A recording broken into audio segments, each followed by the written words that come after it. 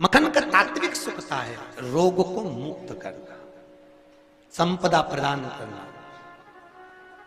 क्यों कहते हैं भगवान कृष्ण को मक्खन प्रिय है, ठाकुर जी को माखन प्रिय है? क्यों कहा जाता है? माखन में लक्ष्मी का भाव वर्णित है। काय का भाव वर्णित है?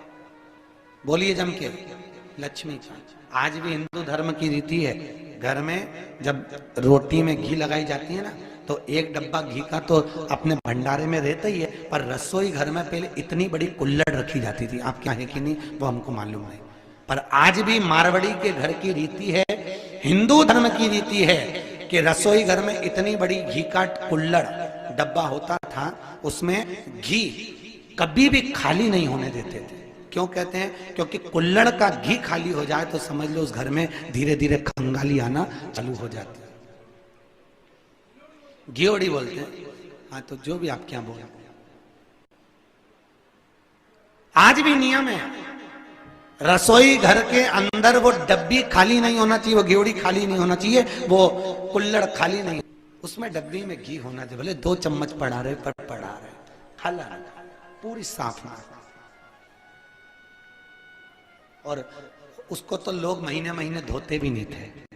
हमारे यहाँ शास्त्र कहते हैं एक पांव की बिछुड़ी, हाथ का चूड़ा और एक रसोई घर की कुल्हड़।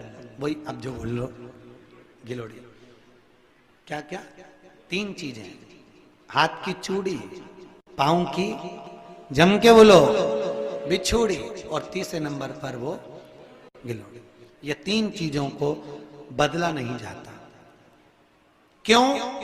कहते हैं जितनी पांव की बिछुड़ी पुरानी होती है उतना सौभाग्य अमर होता है, जितनी हाथ की चूड़ी पुरानी होती है उतना सौभाग्य अमर होता है, और जितनी वो घी की कुल्हड़ गिलोड़ी घर में जितनी पुरानी होती है उतना अन्नपूर्णा का निवास बढ़ते चला जाता है। इसलिए इन 3 को बदला नहीं, इन 3 को बदलते नहीं है, बदलना। हम तो कहते कभी कभी प्रयास करा करो कि अगर दुकान नहीं चल रही है, आप प्रैक्टिकल करके देखना कि विष्णु पुराण का ये प्रैक्टिकल गलत तो नहीं है, प्रैक्टिकल करिए। अगर आपकी दुकान नहीं चल रही है, बहुत धीरे धीरे चल रही दुकान नहीं चल रही, तो जिस दिन तुम्हारी दुकान ना चले, एक पान के पत्ते पर मक्खन दो और मक्खन को दुकान में रख दो, और मक्खन को दुकान में रखकर लक्ष्मी जी का, अष्ट लक्ष्मियों का नाम ले लो, और लेकर उस मक्खन को वहीं दुकान में रखने के बाद दूसरे दिन उस मक्खन को उठाकर कहीं पानी में विसर्जन कर दो, दुकान धड़ाके से चलना चालू हो जाए। प्रैक्टिकल करने में क्या जाता है? और हम तो कहते प्रैक्टिकल करते रहना चाहिए।